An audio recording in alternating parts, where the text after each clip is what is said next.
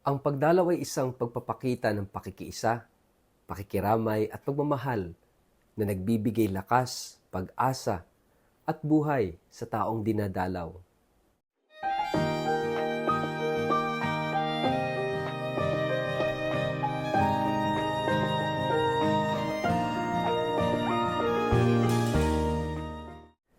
Ang mabuting balita ng Panginoon ayon kay San Lucas. Pagkatapos nito, nagpunta naman si Jesus sa isang bayang tinatawag na Nain. Sumama sa kanya ang mga alagad at ang napakaraming tao. Nang malapit na siya sa pintuan ng bayan, may isang lalaking namatay na dala ng mga tao patungo sa libingan. Ito ay kaisa-isang anak na lalaki ng isang byuda. Napakaraming tao mula sa bayan ang sumama upang makipaglibing. Nahabag ang Panginoon nang kanyang makita ang ina ng namatay, kaya't sinabi niya rito, "Huwag kang umiyak." Nilapitan niya at hinipo ang kabaong at tumigil ang mga may pasa nito.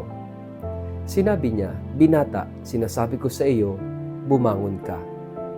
Bumangon ang patay at nagsalita, at siya'y ibinigay ni Jesus sa kanyang ina.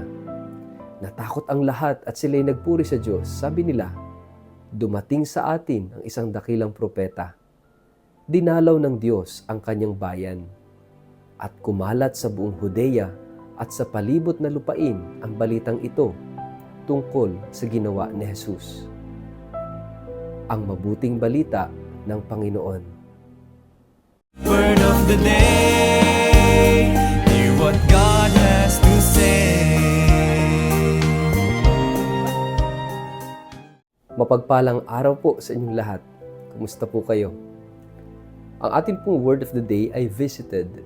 Bago po tayo magpalalim sa ating pong reflection sa araw na ito, kayo po ay muli kong inaanyayahan na huwag kakalimutan na mag-like, mag-follow at mag-subscribe sa ating pong Facebook page at YouTube channel na Word of the Day. Ganon din po, pakishare ang video ito sa inyong kapamilya, kamag-anak, kaibigan, mga kakilala sa social media para po sama-sama tayo sa pagiging media evangelizers at online missionaries na nagpapalaganap ng salita ng Diyos sa mundo ng social media. At kung kayo po ay nakikinig ng Word of the Day sa pamamagitan po ng Radyo Maria, mapagpalang pakikinig po sa inyong lahat.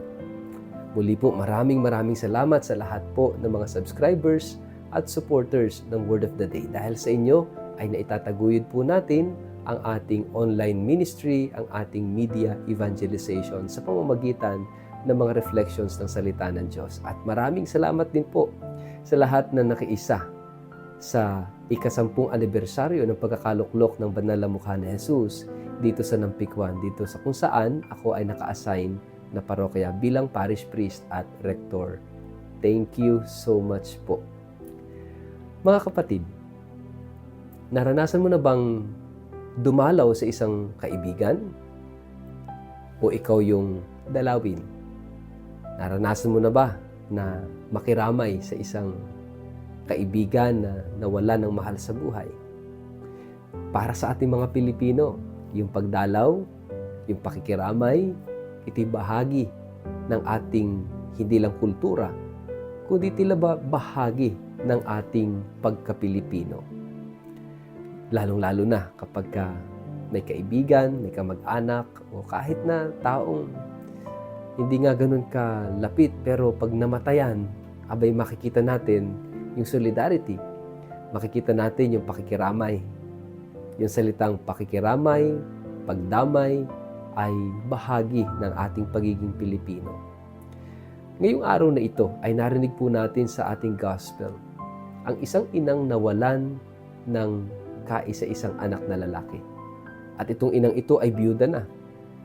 Ibig sabihin, yung anak niyang lalaki na yon ang natatanging meron siya sa buhay niya na wala pa.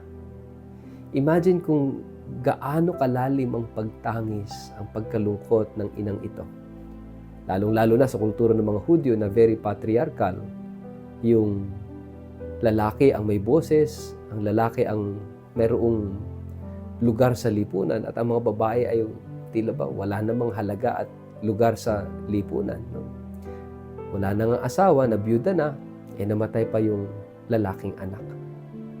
Kaya yung pagkamatay ng anak na lalaki na ito ay tila kamatayan na rin ng nanay na ito. Pero makikita natin kung paanong ang Diyos ay pumasok sa eksena. Ang Diyos ay naging bahagi ng kwento ng mag-inang ito. At si Jesus ay nagdalang habag nang makita niya ang kalagayan ng nanay na ito. To cut the story short, narinig natin, binuhay ni Jesus ang lalaking ito. Sabi niya, bumangon ka. At bumangon nga ito at ibinigay sa kanyang ina. Siguro kung sa panahon natin ngayon yan mangyayari, abay nagsipagtakbuhan na tayo. Kapag ka ang isang patay ay bumangon. Ganon din yung reaction ng mga tao. Nagulat silang lahat kasi alam nilang patay na ito. Kaya natakot din sila. Pero yung takot na yon ay nahigitan ng kanilang pagpupuri sa Diyos. Makita po natin, paggawa ng Diyos, oo, matatakot ka, pero magpupuri ka. Pero kung hindi ito gawa ng Diyos, abay, manatili ka na lang takot.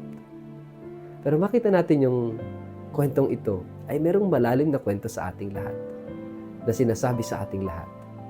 Sabi ng mga taong nakapaligid doon, na namangha, sabi doon, dinalaw tayo ng Diyos.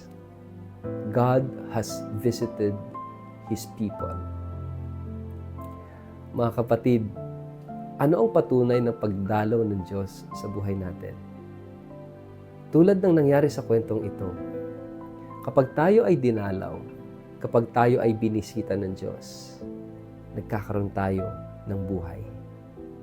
At ganoon din po kapag tayo ay dumadalaw, kapag tayo nakikiramay, imagine the impact of yung pagdalaw na ito. Ito'y nagbibigay ng lakas, nagbibigay ng pag-asa, at nagbibigay ng buhay doon sa taong dinadalaw mo. Lalong-lalo na kung meron niyang pinagdaraan ng hirap, kapighatian, kabiguan sa buhay, at dinalaw mo.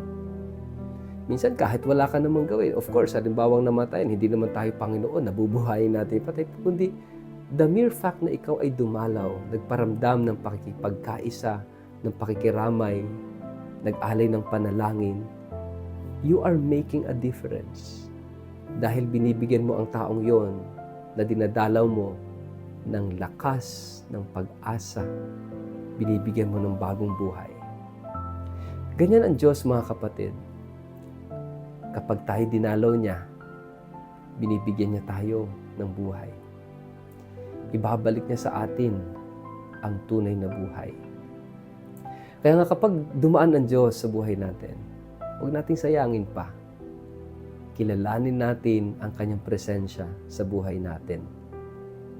At mga kapatid, inaanyayahan din tayo ng ating ebanghelyo, ng ating Panginoon, na maaring marami tayong mga kakilala, mga kapatid o kamag-anak na nangangailangan ng iyong presensya, ng iyong pagdalaw.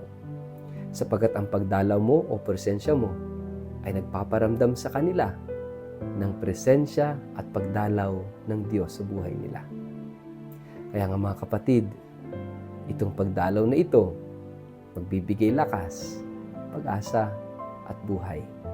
Sana po tayo maging katulad ni Jesus na ang kanyang relasyon, ang kanyang ugnayan ay life-giving, hope-giving, and strength-giving.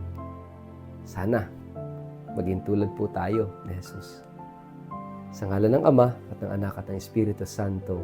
Amen. Ama naming Diyos, naway ang regalo ng oras at presensya ay maibigay namin sa taong higit na nangangailangan ng iyong pagmamahal.